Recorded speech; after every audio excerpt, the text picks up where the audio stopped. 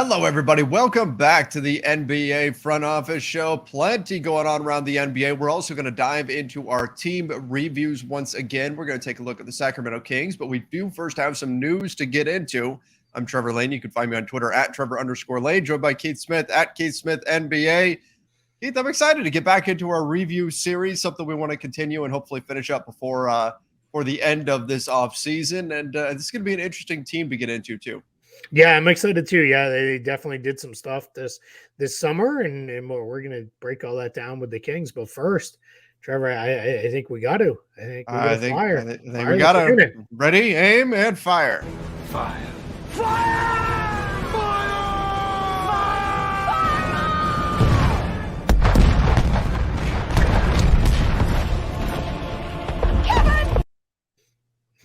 It's the Kevin Cannon, the latest on the Kevin Durant at the end situation. Is just every single time. I love it so much. It's my favorite thing now. The original version actually had the video of that, and it was a beat too long. And I went, you know what? All I need is the audio. That's all I need. I just need her yelling that. But Kevin Durant, according to Ian Begley, wants the Celtics. We've heard them before, but the 76ers as well.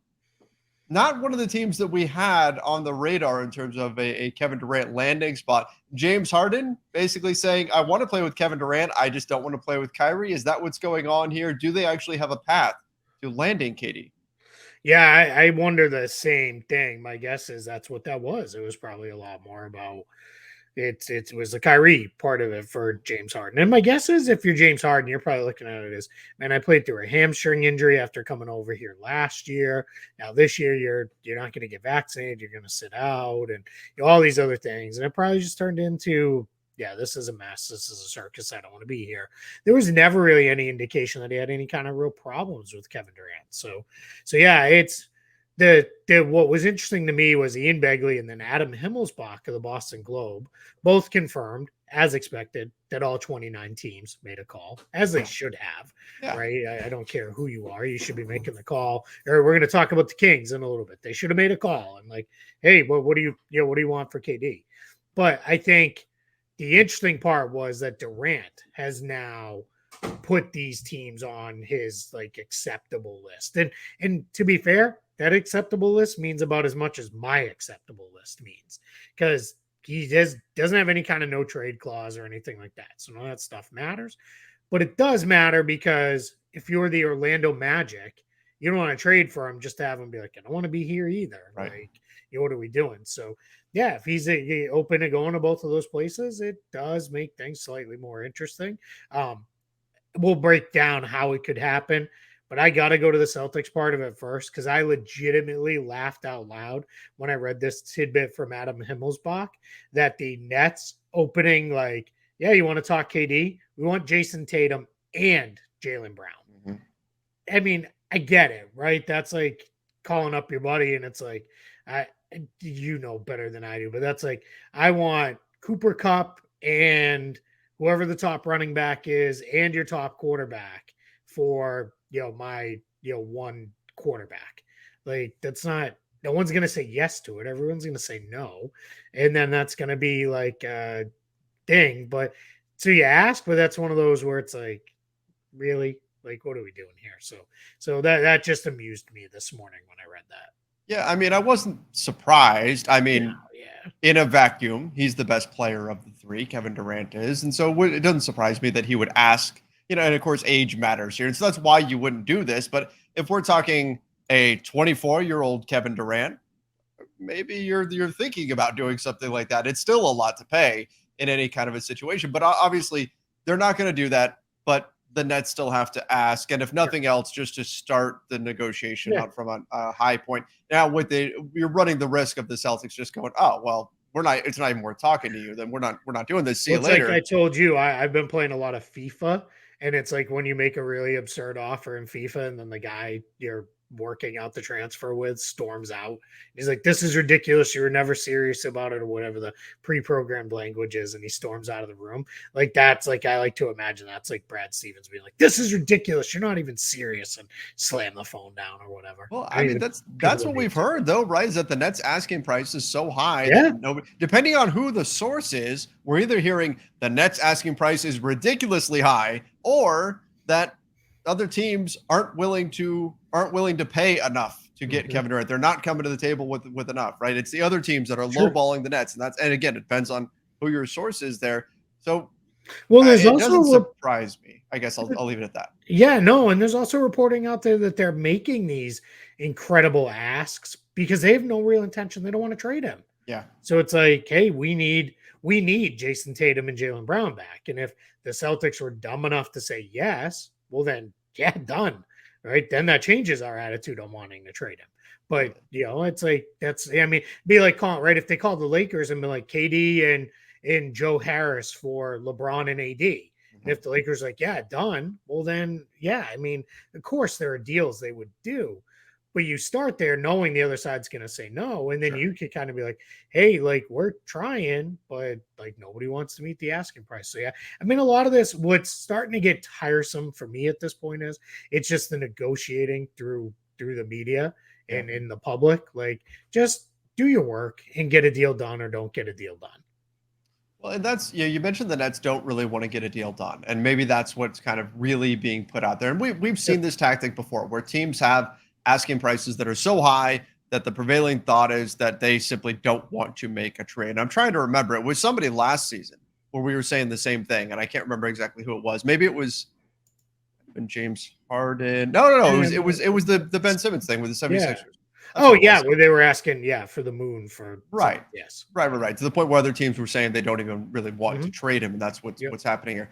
But when I look at this with the Nets, if they're gonna trade Kevin Durant, if they're not willing to trade him, if their asking price is so high that it's clear nobody in their right mind is going to meet that asking price, that kind of makes sense that now Kevin Durant would have to come along and say, no, I really, really want out, and I want you to fire these guys and create more of a stir in order to kind of light a fire under them. Now, Brian Windhorst had something though where he said what he's heard from other teams though is that if anything, after Kevin Durant did this, they're going to decrease their offer for KD because they feel like they've got more leverage in this situation. So this could actually backfire and drive us further away from a deal.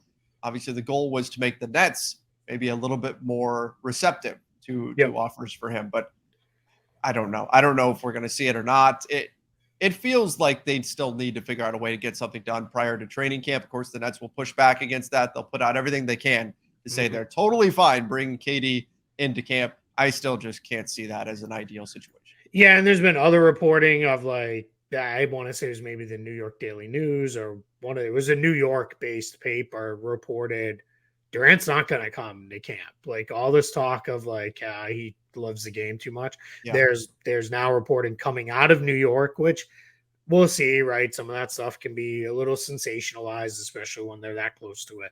But a lot of that belief is like he won't come to camp. And that brings it to a whole nother set of issues, right? Because then Barry, what are you going to do? Is this going to be a straight holdout and you'll take the fines? Like where are we going with this part of it? Now, the Philly part, all right, presumably, and just salary cap rules and trade rules and all that, James Harden would not be on the table, nor would Joel Embiid, right? Because those are the two guys clearly he'd be going there to play with.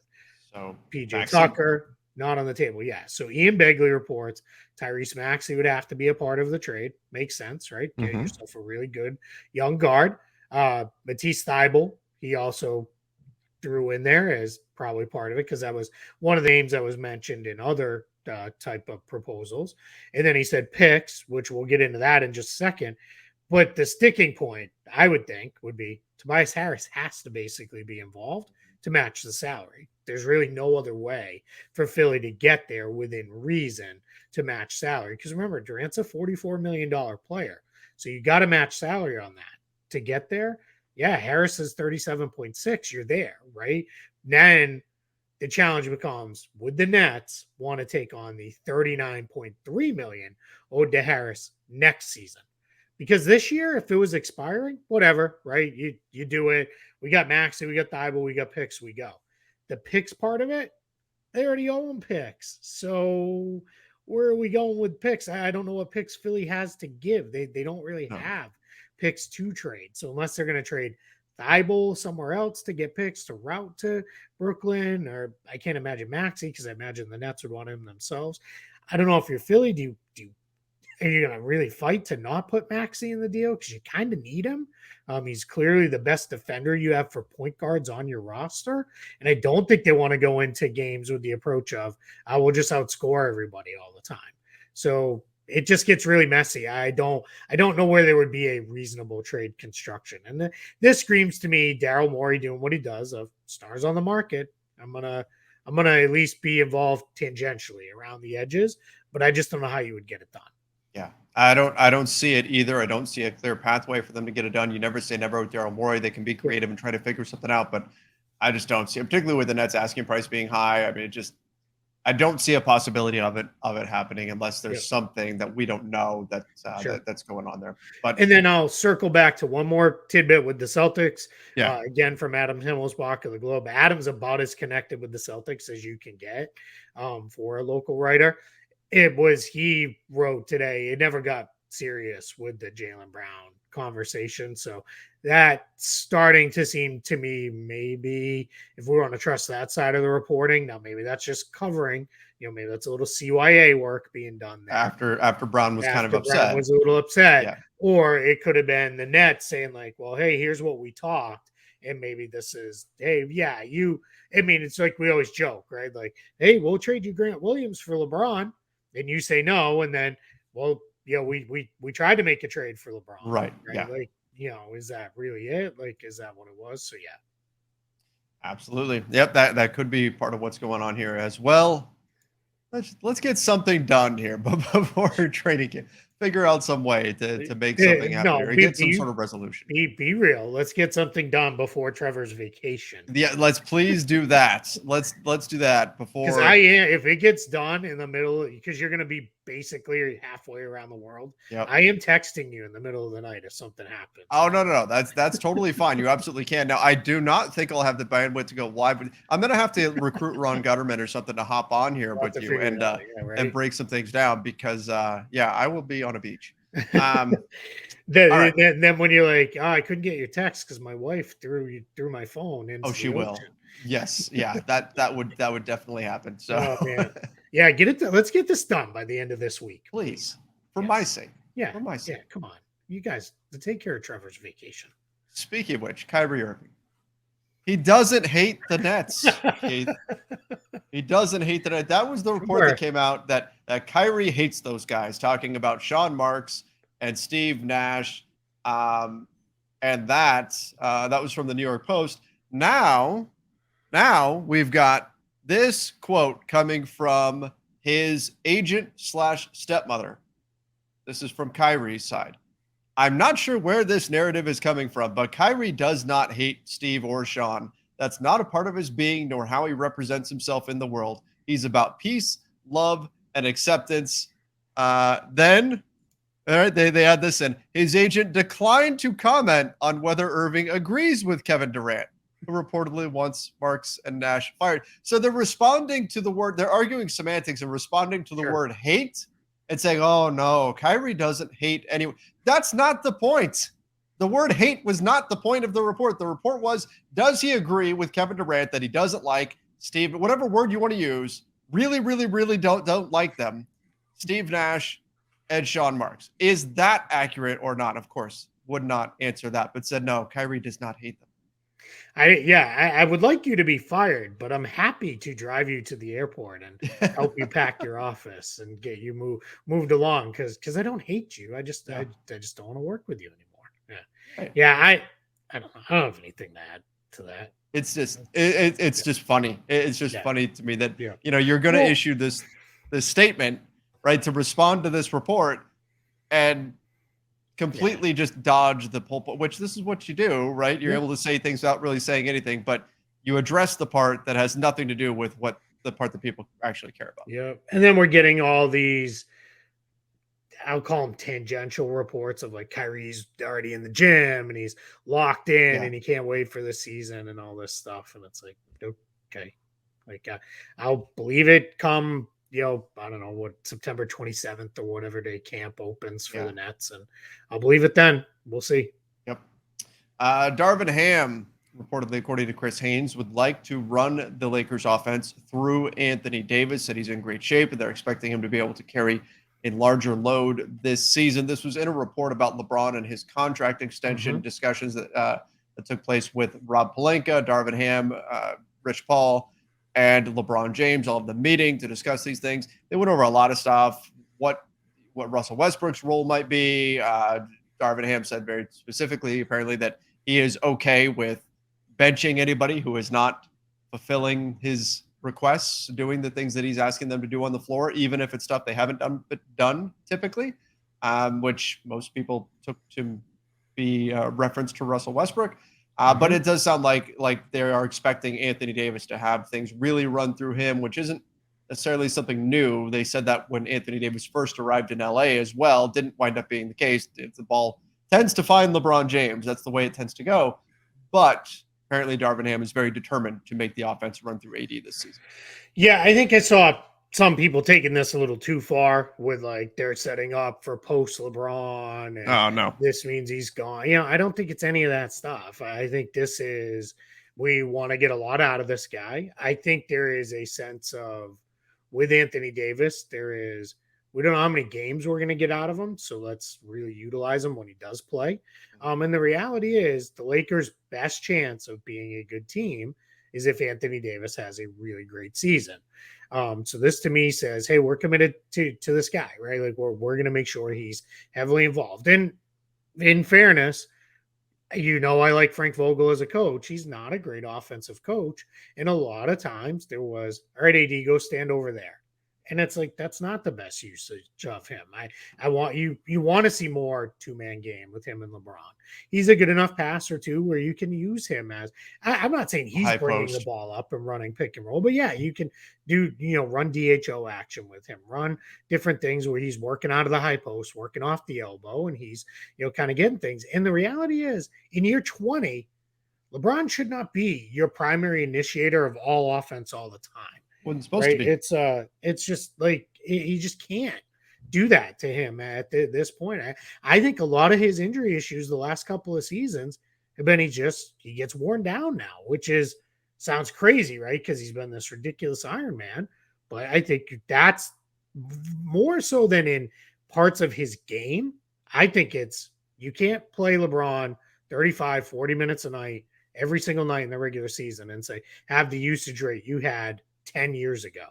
Yeah. Like it's not going to work. So I don't think any of this is bad. Clearly, I don't think down 5 with 2 minutes to play, it's going to be LeBron move out, go to the corner. Yeah, LeBron spotting up while Anthony Davis goes to work. Yeah, what happens? Like that's just they're going to probably do a lot of stuff. And honestly, too, one of the best ways to make sure big men are engaged on the defensive end, which this team needs, get them involved on offense, have them engaged early and often. The other part I thought was interesting out of that was their belief, right, wrong, or indifferent, that they can get Westbrook shooting up from the corners.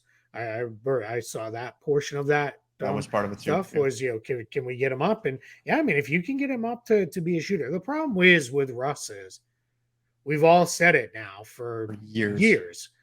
If you use him more as a cutter, if you use him as a screener and as a roller, look at all you can get out of him. And no one's been able to get him to do it. That's the issue. I'm sure Darvin Ham has sets where, hey, I want you screening for Anthony Davis. He's going to get you on the roll, and then you're going to pick out a shooter or pick out a cutter or whatever it is off the short roll. I'm sure they have play designs like that. Will Russ do it? We'll find out. It's either going to be my thing with Russell Westbrook. It's either going to be either he figures it out and then he adds about another 2, 3, 4, 5 years of semi-productive player, much like late career Jason Kidd did. Or not saying with the shooting, because Kidd became a good shooter by the end.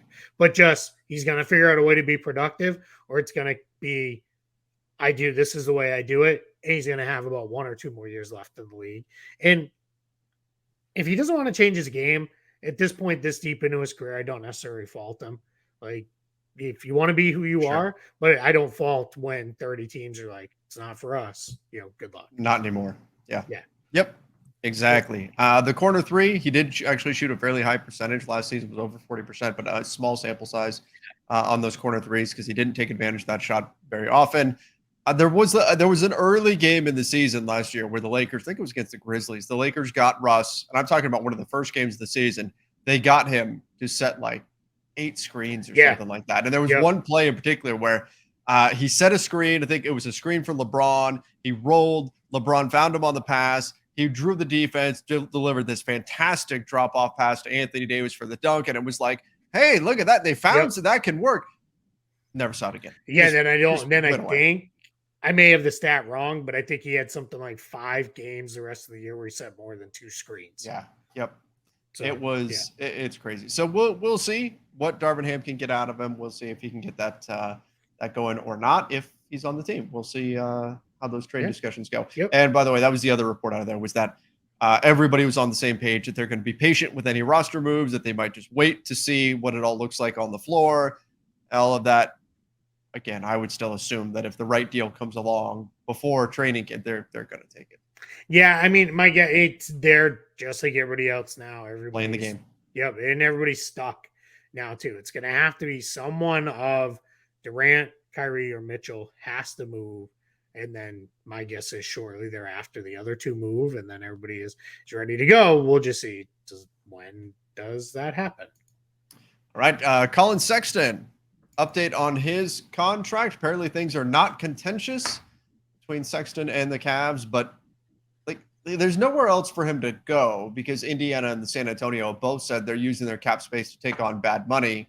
Yep. So there's no team that can go offer him a big contract and get the Cavs to blink. Clearly, they have to come to an agreement at some point. I would assume before training camp. That'll serve as kind of a deadline here to get something done. But they're both look, just as the entire NBA has been stuck in the staring contest. Colin Sexton and the Cavs have also been in a staring contest. Yeah, absolutely. So I mean, it sounds nice that they're not contentious, right? No one's storming out of the room like my hypothetical FIFA manager. Right. But on the flip side, no one is like, I don't think anyone is in a spot where it's like, there's not a deal done. So where does that leave us? I get it. The Cavs they have put this kind of, we keep hearing, right, the 3 years, 40 million. So basically 13 million. Just so happens that the Cavs are, they're about 5.7 million under the tax line right now. And that just is, but that's magically add that 5.7 million to what Sexton's qualifying offer would be. And guess where you land?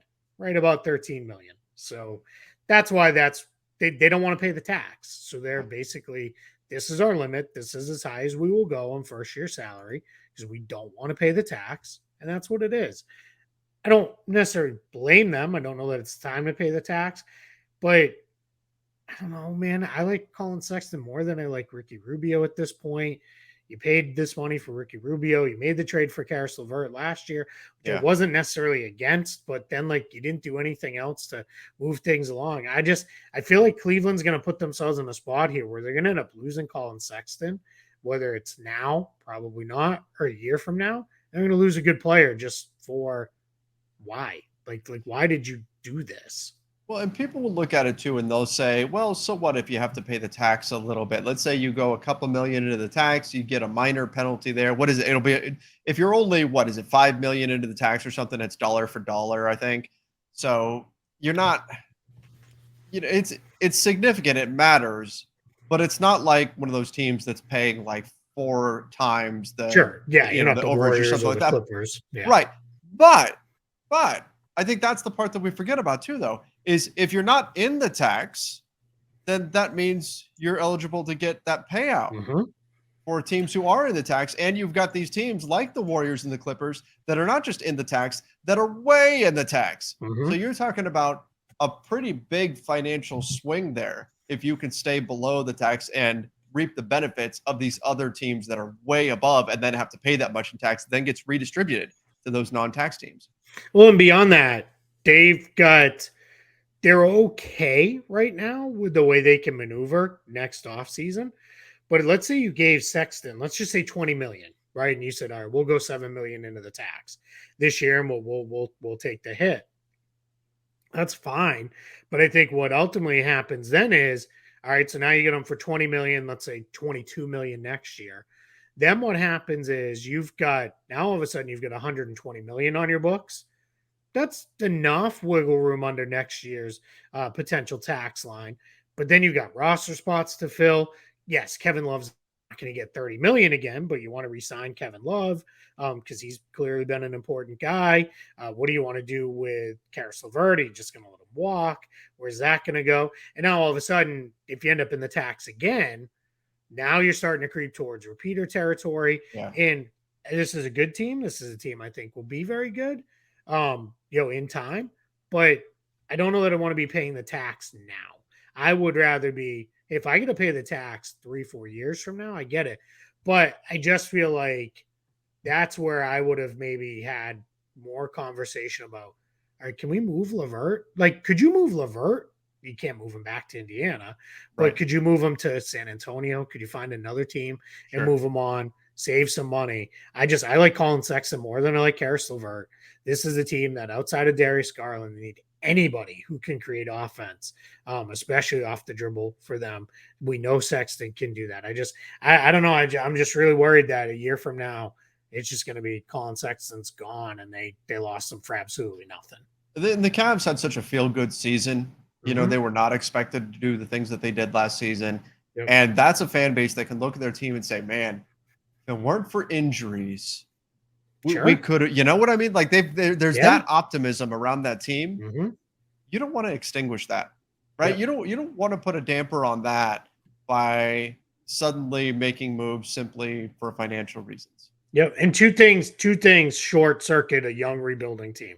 One is going all in too early and going and signing guys to these really expensive contracts that look horrible, veteran players that don't fit in, and then the young guys don't play enough and it all falls apart. The other thing is getting stingy with your own and saying, we can't really do that. So I get it. I fully understand where they're coming from. I understand their concerns. I just think there are ways you can make this happen. Keep Colin Sexton, keep going with what you're building, and keep that thing moving forward there in Cleveland. Is it a perfect fit with him and Garland in the backcourt? No, because they're both small. But you know what? You have Evan Mobley, who, if he doesn't win Defensive Player of the Year, some years probably going to be damn close. Oh, yeah. He's probably going to be all defense almost most years. Jared Allen, one of the top big man defenders, rim protectors. You're set up. Those guys can really take care of you behind it. You just gotta, we just gotta kind of let this play out. So yeah, I don't know. I just don't feel good about this. I just don't like it. No, it's not a good situation. All right, let's get into our team review here. Yeah. Kevin Huerter had a comment where he said the Kings are hungry to win. We figured that's a good springboard into our discussion of the Sacramento Kings and their offseason. This is a team that what's their playoff drought at now? Is it 16? It's a long one. I'm sure Kings fans know off the top of their head. It's a long playoff drought for the Sacramento Kings. And this is a team that's looking to stop that. Easier said than done in the Western Conference. The West is going to be absolutely brutal this season. It's going to be extremely difficult. Most projections don't have the Kings making the playoffs, but I still like what they did this offseason, including we saw with bringing in Kevin Huerter. So we're going to take a look at exactly what the Kings did this offseason, where it puts them, and why. I think this takes a team that most people chalked up as a W on their schedule. I don't think they are that kind of easy win that they were for the top of the Western Conference anymore. So I agree with you. Yeah. I think now they're that team that on any given night they could really give you a run for your money and beat you for sure, even for the best teams in the West. So let's take a look at what they've done and then go from there. Yeah. So the big move, which we heard early, got executed a little later in the summer. Start out with that one, the Kevin Huerter acquisition. They traded Maurice Harkless, Justin Holiday, and a conditional first round pick to the Hawks for Huerter. Not bad. right? Yeah. I think it's absolutely fine. The pick that they traded it starts in 2024. And it's lottery protected in 2024. It's top 12 protected in 2025, top 10 protected in 2026. And if it doesn't convey, it turns into 2 seconds. Now, humorously, the Kings had, I believe it was either 6 or 7 years of a protected pick they owed to the Bulls that never conveyed because they never got good enough. Right. They were always so bad that it never actually conveyed. So we'll see where that goes. If you end up giving up, a pick in the mid to late teens because you made the playoffs, great, right? That was your goal, right? That's where it was. I've seen two things. I've seen people clowning the Kings for this Kevin Huerter comment and clowning him with this. What else is he supposed? Of course they're hungry. We know. Like I don't have a problem with him saying people it. default to that to the Kangs thing with the Z, and just assume that everything is terrible in the Kings. And I just don't have a problem with him saying it, right? Put it out there. Put it out there for the whole world. You can't say the opposite. What's he going to say? The opposite? Yeah. Well, we don't really. It's 16 seasons in a row that we haven't made the playoffs. We're probably looking at 17. I know it's only August, but we're getting ready for number 17. I'm making some travel plans for late April, and that's where things stand. No, he's not going to say that. No, of course not. Come on. No. Now, Kevin Huerter, I've seen people even being like, "Who cares? It's Kevin Huerter." Well, who cares? Kevin Huerter's a pretty good basketball player. He's never had the biggest offensive role because he's been playing with Trae Young, and Trae Young's going to be the guy there, right? He's always been kind of anywhere between maybe the third, but generally fourth, fifth, sixth option on his teams at times. But even within that, still last year, 12 points per game, about 3.5 rebounds. It's okay.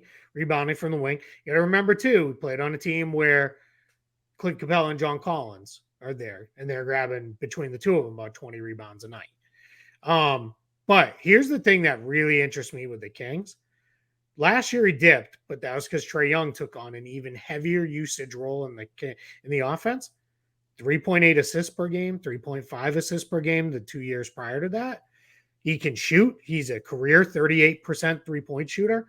This is a guy he's just a good basketball player. So I don't get this whole idea of beating them up. We've heard it over and over and over again.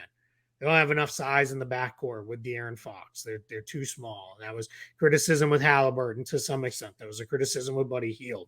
Buddy Hield also didn't really play defense. Now you got Huerter as legitimate wing size out there at 6'7", can handle the ball some, can pass. He's going to fit in. He's going to make shots. I think this is a great trade because you gave up Justin Holiday, who was really only a half season kind of shooter for you. Harkless is, I'm not trying to be rude, but he's not real valuable player at this point. And then we'll see what the pick turns into.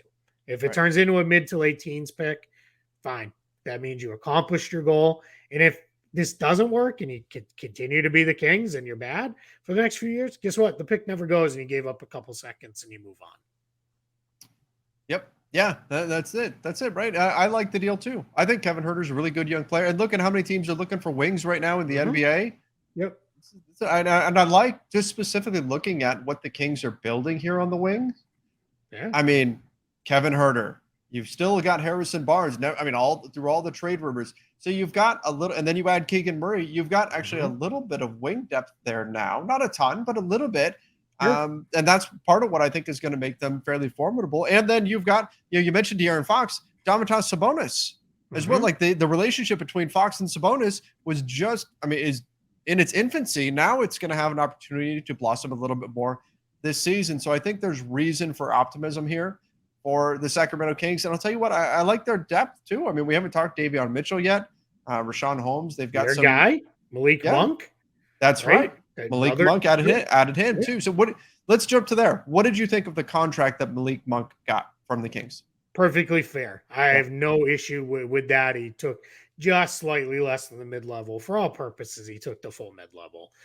He left a little bit out to give them the ability to sign a guy who chose to stay overseas, Sasha Vezenkov. But it is, in this situation, just call it the mid-level. That's fine for what he does as a shooter-scorer, because it's now he has shown over the last couple productive years that he's had, because let's own it, right? He had a little bit of trouble there in Charlotte, but his last couple productive years shown he can score off the bounce a little bit. If for a while it looked like he was never going to be anything but a guy who needed to be set up. I thought for a little bit, I'm like, so he's just going to be like a better version of Bryn Forbes, maybe, because he can't do anything. Now that he can do a little bit with the ball in his hands, that's a different player. That is a guy, to me, I wouldn't be surprised if the team can get good enough. I would not be surprised if sorry, I got distracted by the baseball game. If Malik Monk is in contention for sixth man of the year, if the team is good enough. He's got that kind of game. If he's playing really well, but they're a 35-win team, right. That's not going to win you sixth man. He'd have to be scoring 20 points a game off the bench. But if he's playing well off the bench, yeah, I could see that. And right, even it's been weird, even though they've had Buddy Hield, it feels like we've screened for years like this team needs shooting. You got to put shooting around Fox. Yep. Like let Fox do what he does, get there. Sabonis too. I'm glad you mentioned him. Sabonis is in a position where he is like his playmaking too. You're going to be able to work a lot of stuff. We're going to pick out shooters. Challenge is they're probably going to be awful defensively. Yeah, that's, I think, the thing that will hold them back. I just don't know that they're going to be able to defend enough to fully break through in the West. But if they can carve out enough offense, you're going to put yourself in a position where you're going to be in the mix. And to your point, this is no longer, I don't think you look and say, well, that's a win. Yeah. You know, I know for years teams coming east have looked at him and been like, all right, so we got the Lakers, Clippers, you know, or the Clippers and Suns, or the Lakers and Warriors, or whatever. Okay, but we got the Kings, so we at least get our one win out west, you know, with the Kings game, and off we go. And now all of a sudden, it's, you know, I don't think that's as easy as it looks, you know, as it used to be. Oh, the Pacific Division is going to be rough for sure. Yeah. Looking at Keegan Murray, their rookie. He was really good during Summer League. There's a lot of reason for optimism there. Now, look, we always say Summer League is not everything. Summer League is not necessarily an indicator that someone is going to be fantastic in the NBA, but you saw probably everything you could have hoped to see out of him and then some during the summer. Yeah, I'm gonna pull up his summer league stats because they're ridiculous. Because they're really good. So if anybody ever wants to know, these are all on Real GM. So he played 7 summer league games because he played in both Las Vegas and in the California Classic. With this year, averaged 30 minutes per game in summer league. So played a pretty full load, minutes load. 21.7 points per game on 50, 40, 84. 51, 41, 84 shooting. Ooh. So super duper efficient. 7.4 rebounds per game, 1.3 steals. Passing, that'll come down the line. They're not going to need him to do that. I think my guess, so as we kind of transition into lineup-ish stuff, I'm guessing they're going to go with Sabonis, Barnes, Murray, Herter, and Fox as their starting group. Little light on defense, but you got enough rebounding there. Got a ton of passing. You've got a lot of shooting. I think Harrison Barnes in a lot of ways. Now, 4. Yep. And that's a perfect guy for Keegan Murray to learn from. Because I think there is a lot of what Harrison Barnes does. I think Keegan Murray can do that, but kind of like 2 levels up if he becomes what I think. Now, I'm not going to sit here and say, yeah, he was, you know, near the top of my board and all this stuff. But I had, and I remember when we talked it around the draft, I had Paolo Banchero, Chet Holmgren, Jabari Smith. Those were my 3 guys in the tier above. And then I had Keegan Murray ahead of Jaden Ivey in that next group. And I remember saying I didn't have him that far out of that group of 3. I fell in love with this kid's game when I started watching him because it just he felt like when you were watching him, he felt like watching an NBA player, which isn't always the case when you're watching these college guys. Sometimes it's like, that guy's filling it up, but it's like, is he going to get those shots? He was just getting NBA shots. He was beating guys. He's strong. He's physical. I think a slam dunk pick for the Kings. I think they did wonderful stuff with getting him. He could be the piece that, as much as, you know, we like Malik Monk and players like that they added in, he could be the piece that puts them to another level in terms of being that team that's a difficult out on any given night. He's got completely the agree. ability to do that. So that's certainly exciting for them too. Again, I like the wing depth that they've got. You can question, is De'Aaron Fox your answer long-term to point guard? There's still plenty of questions around this team, but overall, I think this team is improved. And while they're not going to be necessarily I'm not looking at them and saying, oh, this team's a 5 seed or anything like that. I think they can make some noise. And I think for the first time in a while, I'm kind of excited to tune in and watch the Kings and see what they are and see what they can be. But last thing, new head coach, Mike Brown. Thoughts on that? What kind of impact does he make coming in? I know defense was the priority there. Yeah, and it's I always worry when you hire a defensive coach and then you don't give them any defensive players because there's only so much you can do scheme wise. I do think right. I do think there's been a lot of times over the last couple of years they haven't looked very organized defensively. I think that will get cleaned up. I think anything probably, let's say by the holidays with the Kings, it'll be lack of talent versus lack of scheme and execution that holds them back. I think the rest of it will be they'll really be able to pull some stuff off as far as scheme wise. He did bring in a couple guys he's familiar with from the Nigerian national team. So Chima Moneke and Kezi Okpala.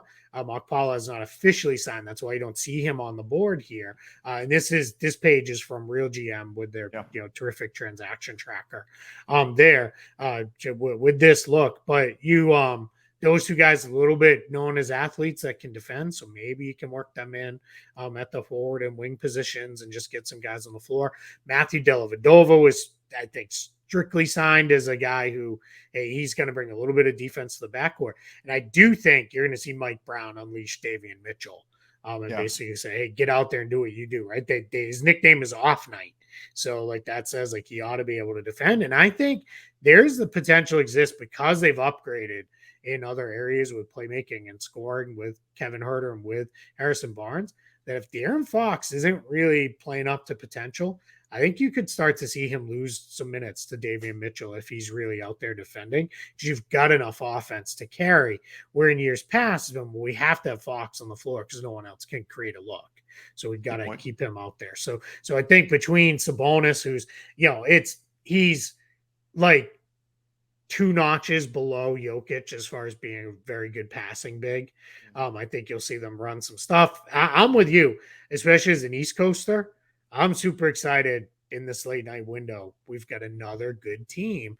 I get attached to this Kings team a couple years back when Boston had that last pick. Remember, it was the Lake Kings pick that they had because it could have been the Lakers or it could have been the Kings. Oh, yeah. It was the one they got from the Sixers and the Tatum Fultz draft pick swap there. I get attached to that Kings team and I was like, man, these guys are kind of fun. And then never really grew into anything. I'm excited now, to see like, can they grow this into something? So yeah, there's something here. Kings fans obviously know far better than we do, but it feels like for year 15, it's like there's something here, maybe it'll be. And we're still waiting for that non Chris Webber postseason appearance. So where, just to wrap this up, where do you have this team finishing in the Western? So that's the challenge, right? I think these guys could be way better than they were, let's say, even like at any point in the last 4 or 5 years. Yeah. And it may just not show up in the standings. That's the problem in the West. So without getting super deep into this, my top tier teams, Warriors, Suns, Clippers, Nuggets. Mm-hmm. That's my top 4. My next 4 set, Grizzlies, Timberwolves, Mavericks, Pelicans. My next set, Lakers probably in that mix. I don't know what to do with the Lakers because there's just the flux right now with the big time stuff. Yep. So, but Lakers, maybe Portland, maybe the Kings. I feel pretty confident in saying they're better than Utah, Houston, San Antonio, and Oklahoma City. Yeah. The problem is, I got all the way down to the Lakers, and that's in the group of, I gave you 8 teams, and then I went Lakers, Portland, Kings. So maybe the play-in. Now, we know one of those 8 teams that I think is going to be really good. The wheels are going to fall off. They have an injury-ravaged season. They're just going to be terrible. Right. But I think your bigger challenge becomes you have to push through if you're the Kings. You can't let, I don't know, Houston have a great season and pass you. And my single biggest worry with Sacramento is, yes, some of these teams are going to come back to the pack as they age out, as they lose players. But Houston and OKC are coming, and they're coming fast. Yep. Before you even have the chance to pass these older teams, they might pass you. And that's the problem. And that's where you end up with a 16-year playoff drought, is because you never quite get there. But it could be the year. It wouldn't shock me if they finished 8th, 9th in the West and really took advantage, just because I kind of like the offensive talent. Like it a little bit more if they get one or two more defenders. It worries me a little bit that maybe their best defensive players are probably going to be coming off the bench, but they'll figure that out. Mike Brown will sort through that as they go. Yeah, when I look at this team, and I haven't broken down exactly where I've got everybody in the standings, and part of that is just I feel like so much is still in flux on the trade market and everything. But just look at this team, and when we discuss them, it just feels like a 9-10 seed. That just kind of feels like what they are, what they're going to be, but they can also give anybody a run on any given night. So that's kind of what I'm expecting. But I think they've got more upside this season than in a long time. There's the potential. I don't even want to say it's like a 40% chance, but there's the chance that they could surprise some people and somehow wind up as the 8th seed or the 7th seed or something like that this season. That potential exists, and I don't think that was the case in previous seasons. Completely agree. Yeah, they've always been pencil them into a bottom 5 finish in the conference and just move on, and I'll work around them as I figure about where everybody else falls. It's like, all right, they're going to be right in that mix. I will be shocked if we get to the beginning of April with a couple weeks, or let's say the middle of March with about 3-4 weeks to go in the season, if they're not fully in the mix for the play-in. To at least make the play-in tournament. I think that there exists a very real possibility that they'll be in that mix. And we'll do an episode at some point where we kind of go through our tiers. But to your point, to Trevor's point, for those listening, it is, where do you put Utah? Where do you put Brooklyn in the East? Like the Nets right now, and it's funny, I don't know if you saw ESPN did kind of their standings forecast, and you could tell they're like, I don't know, just throw Brooklyn in at 9 because it's in the middle of the conference. Right. Who the hell knows what to do with that? Because nobody knows what, are they going to have Kevin Durant? Are they going to have Kyrie? If not, I mean, that's a huge swing. Whether or not they have absolutely. Those guys, so. Tell me they have those guys. I'm putting them in the top 4. Sure. They're not going to have those guys. I'm probably putting them in the bottom 4, and off we go. Like, it's just, So, I mean, we'll see. But, I feel good about the Kings. I'm going to knock on wood here and make sure I don't jinx them. But, we'll see. But, I mean, at this point, Kings fans like, we can't. It's impossible. You can't jinx us. It doesn't exist. It's just, they're the emblematic of, what's MJ saying? Spider-Man, expect disappointment and you'll never be disappointed. Oh, yep. There it is. Right. There it is. Worked in the MCU. Got it right at the buzzer. That was a right at the buzzer. MCU reference. I like it. All right, everybody. Appreciate you joining us. Give us your thoughts on the Sacramento Kings in the comment section, on all the news stories today. Kevin Durant, what's going on with him? Kyrie Irving doesn't hate anybody. Everything else we discussed. Peace and love. Peace and love. Anthony Davis, center of the offense, focal point of the offense. Russell Westbrook shooting corner threes.